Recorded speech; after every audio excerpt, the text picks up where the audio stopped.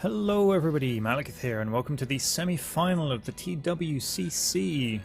So today we have Akenathon and Mythos versus Pelius and Harba. The factions on the teams are Roman Egypt, which is Mythos and Akenathon, versus Skadi and Rome, yes, which is Harba and Pelius. So a few rules that are in force for this tournament. You're allowed 12,000 funds, the unit size must be set to large. The maximum number of spears, pikes and hoplites must not exceed 10. The maximum number of the same unit must not exceed 6. You're not allowed to use the push-through exploit to get past spear walls and the such, and no artillery is allowed.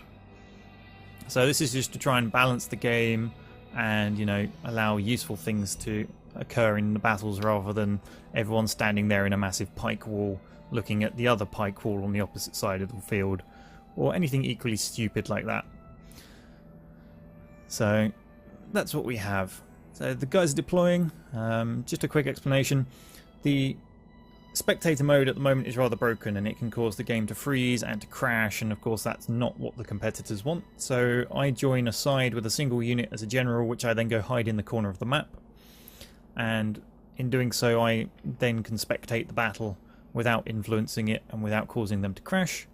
And when it comes to the point where if my team has lost and I'm the last unit left, I just ride out and they kill me and then they win. So that explains why we have a unit card down here. And looks like some chat's going on, they're getting ready. So once I see 4 readies in here, I'll hit the button, or if it counts down to 0 because one team's using the timer, then it'll go of its own accord, of course.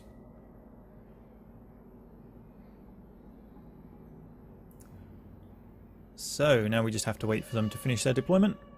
The minimap will be opened once deployment is finished. I'm trying not to give away any information of the team that I'm on the live stream to their opposition, because of course that would give them an unfair advantage. It's also why I'm not looking at what they're deploying, in case you were wondering. So the map is fairly balanced. There's a hill up here which benefits this faction slightly more than the other one, but for the most part it is open with a lack of trees. This is really the only topographical feature of much importance. It does unbalance it a little. I mean, there are some trees the other team can use. I'm trying not to show too much of their deployment back here, but it's not quite as effective as this one due to there not being the hill to hide behind. But for the most part we've seen pretty open field engagements and everyone's ready, so let's go. So taking a look at the opposite team, the Romans have deployed up in the trees it seems. Some of their units not visible because of course I'm on a team, so we need line of sight vision. The Skadi going with Harba's standard tactical deployment of archers supported by swordmasters, and then 4 units of cavalry. So yeah, he deploys in 2 blocks of 3 archers and 3 infantry. The Egyptians, controlled by Akenathon, have, let's see, some Hellenic Royal Guard, 3 units of those. Some Galician Royal Guard, which are the sword infantry, they're very good. He's got 6 of those. He's got some African war elephants. He also has 2 Ptolemaic cavalry, backed up by 2 Praetorian cavalry of the Romans. The Romans also have another Praetorian cavalry hiding. We have Praetorian Guard as his infantry, so he's gone for the elite infantry, backed up by some gladiators, looking awesome and unified. And I think gladiators should look a bit more varied, but what do I know? So for the most part they're playing defensive, sizing each other up. It does look like the Egyptians are going to hold the strong point, which is what you'd expect of them with their reliance on pike troops.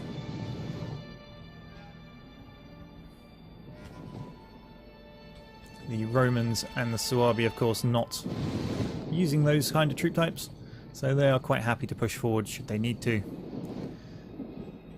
The archers, Harba using his archers to great effect in previous battles to harass the enemy and then draw them back behind the infantry should anything nasty come running their way. So it looks like that's what he's up to at the moment. He's moving in. We can't see his second units. They must be down on this slope somewhere, which is why Egypt is pushing up to try and get vision on them.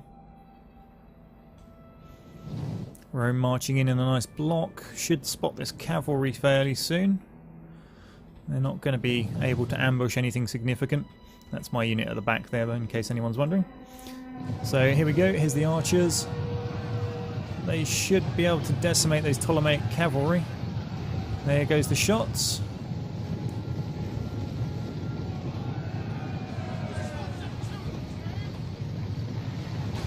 Here they come. Hails of arrows. It seems someone's computer in this game is a little slow, so we'll be in slow motion for the duration of this battle, which might help me out with whizzing my camera around to see interesting fights. So noble riders in against Ptolemaic cavalry. Now Ptolemaic are spear units, so they should have the initial advantage, but as a prolonged fight goes on, maybe not quite so much. But of course, they're then backed up by other units coming in to join the fray. Elephants moving around for a flank here. Looks like Harba is kind of sacrificing his cavalry to get his other units out. Pelius with his Romans not up to much. He's been left in the wind, having to bring his flank attack round a long direction. Let's get my horses out of the way in case that flank extends right the way around and they end up fighting near them. I don't want to give anyone a morale bonus.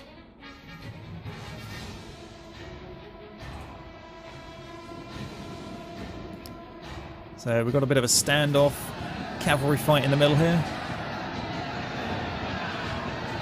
Oh no, there's infantry going in to help out their cavalry unit. The Ptolemaic cavalry getting torn apart.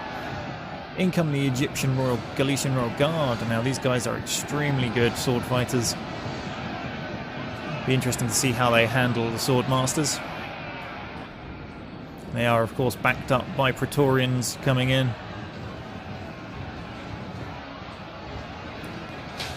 Longbow archers not having much effect against those shield walls.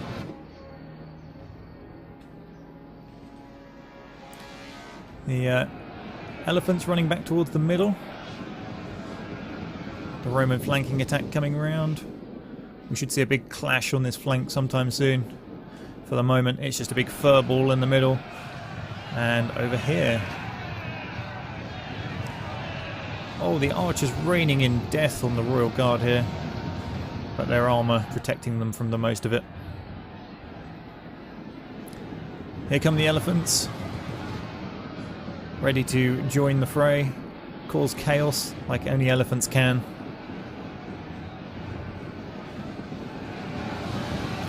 So the Praetorian Guard going in against each other, one going long and wide, one going not quite so wide and a lot deeper. Archers seem to be focusing the elephants now. Fight in the middle seems to have gone the way of Egypt for the moment. It may just have been he poured more troops in. Yep, Sawabi kept two of their swordmasters back. They're quite happy to let the archers pepper these units, holding them up with one unit of swordmasters while they do so. But that has freed the other Egyptian troops to move around. Now let's have a look at the flank with the Romans. We got our engagement coming in. Gladiators charging forwards against gladiators on the rear of an auxiliary cavalry charge. Praetorian cavalry and auxiliary cavalry hitting. Boosts being thrown out. And the gladiators don't quite absorb the charge of the auxiliary cavalry. It has ripped a hole in them. And that is the doorbell, and unfortunately I'm going to have to go on to that. I will return as quickly as possible.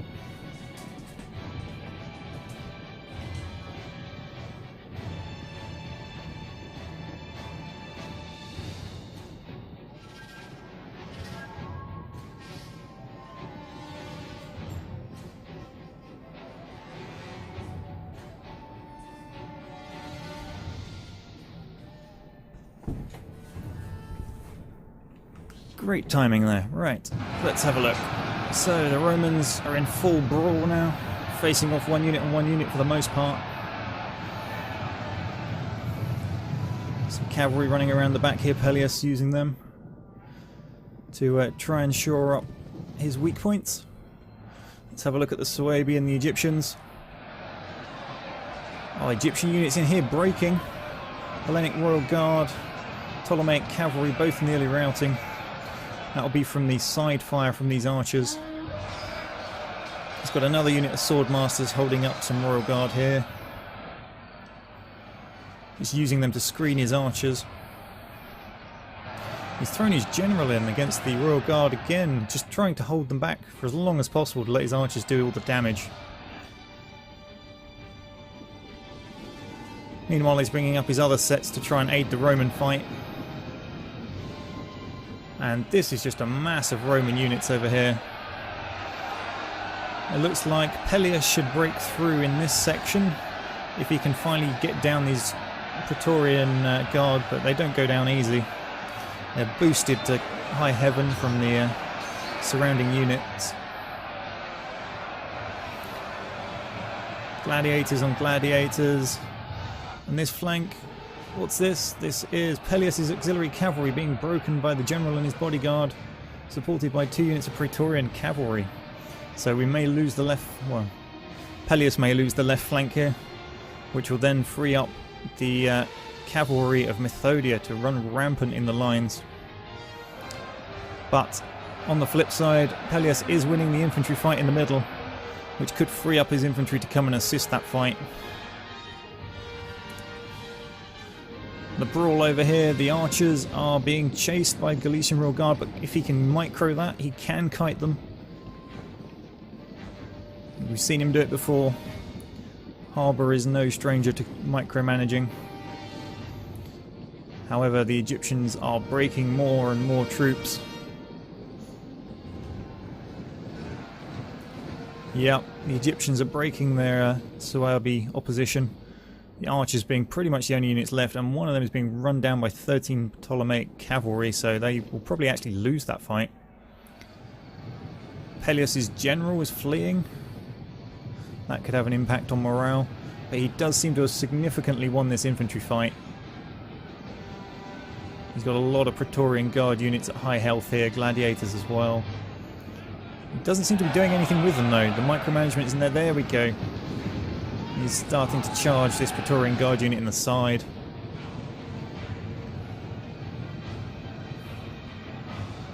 Still 3 units tied up against this 1 auxiliary cavalry unit. He may be losing his cavalry, but he's stopping Mythodia making full use of those units when he really needs them. Suebi are just trying to hold Egypt up long enough to secure the right flank of Pelius so he can defeat the Romans and then potentially come and finish them off. In fact, they may even be winning this fight, although it does look like more Galician Royal Guard pouring in. Yep. It does mean these archers are free to shoot them in the back though. If he can get rid of this Ptolemaic cavalry, he's got significant range superiority fire. As we can see coming in here, slamming these guys in the back. They're getting hit from the front, they're getting shot from the back. More units coming in from the side. This Egyptian cluster is about to break. So is this one. Let's go check the Romans again. They're still hanging on. Mythodia's guys just will not give up. He's detached some of the cavalry from the fight to try and help. He's rallying some of his Praetorian Guard and some gladiators. But they are out of the fight for the moment. Here we go. This is what he needed to see. He needed this auxiliary cavalry to break so he could free up these 2 units of his. But it may be too little, too late. The deciding battle is probably this one. But I do not think the Egyptians have enough men left to fight what is up against them. With 5 units of archers around, he could pretty much just kite them to death. And he's still got plenty of fighting units to go in and mop up. Again, 2 units of cavalry tied up against 1 up here. Pelius has won this fight. That frees those men up to come join them anyone he wishes. He could send them this way and wipe out the Egyptians. He could send them this way to try and finish off the Praetorian cavalry. Or even go and hunt down the general, who seems to be roaming the middle of the field.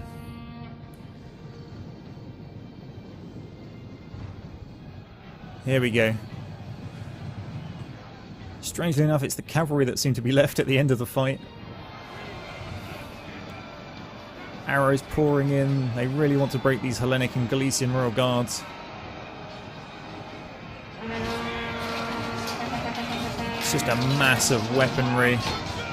You would not want to be in the middle of that trying to tell friend from foe. It is not just the ones in front of you anymore.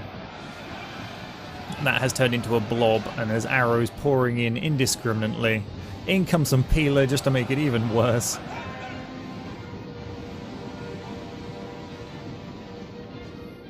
Bodies littering the field in huge clumps. So what's going on? We've got some Praetorian Guard thrown over here to try and deal with these units, or just hold them up. They are holding up a lot of Mythodia's remaining Roman troops. But these cavalry over here may be one of his saving graces. If he can get them to these longbowmen, which is probably where he's going to go now. Yep, there we go. There is nothing that Harba can do to outrun these guys. He's got no units there to intercept. Oh, the Swordmasters are going for it. No, they're not going to get there in time. These two units are gone.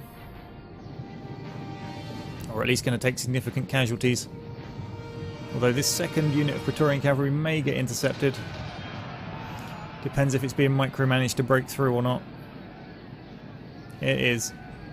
That's those two units of archers down.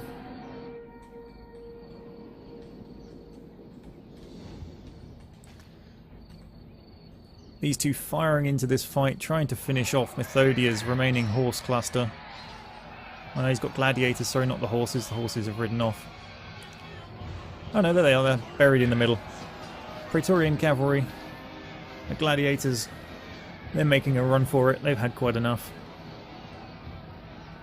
So Praetorian cavalry on Praetorian guard with longbow support. But again, the cavalry kiting the infantry, trying to get round at the archers, but the archers in the process of bringing them down. They're going to break. Some very well micromanaged archers here. There goes another horde of arrows. Horses flipping head over heels. And they're gone.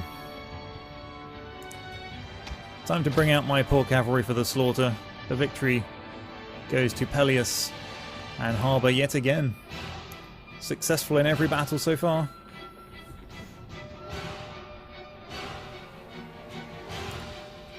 The bodies littering the field in huge clumps. You can really see where the fight took place. You've got the battle line sweeping around the hilltop. You've got the last stand up here and over here.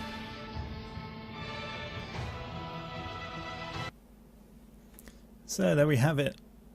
Pretty good numbers all round. That was very closely matched. For anyone who's enjoyed this tournament, there is another one, the Rome 2 Fall Cup, which is actually a prize tournament. So the winner gets 80% of the money, the runner-up gets 20%. All of the money that ends up in the kitty goes to the prizes. Their goal is 800. They're trying to get sponsors and, you know, like Razer and the like on board. But, you know, you can try. There's no guarantee, unfortunately. So it is a 1v1 double elimination tournament, which means if you lose once, you get a second chance. You don't necessarily go out in your first loss like you are in the one that we're watching currently. If you wish to reserve a spot to ensure you get in, you can go and donate $10 right now. If you don't wish to do that and you want to risk getting in the list of first come first serve, on the 22nd of September sign-ups will open. It is first come first serve, so if you miss out, then, well, you were told, and there's not a lot you can do about it. So it will be shoutcasted by various people, myself, Lionheart, Diplex, Zaript, Prussian Prince, possibly Heir of Carthage, possibly Chadman. You know, there's a whole load of people that will be doing the various games. Also, if replays are working by then, I suspect every game will have its replay saved and sent, and any that aren't done live will likely be done after the fact. I know I will be interested in doing that if people wish me to do that. So the rules, they're still being perfected. Obviously every patch that gets released changes the balance of the game, but for the most part these little flash tournaments like the one we're watching now will guide the rules of this. It'll likely be there's a limit on certain units, there'll be a limit on spears, pikes and hoplites, there'll be a limit on, or maybe a restriction of artillery completely. You know, the kind of things you're used to seeing. So if you want to get involved, go look up the Indiegogo campaign for the Rome 2 Full Cup, or find my video on my YouTube channel, and that has a direct link to it.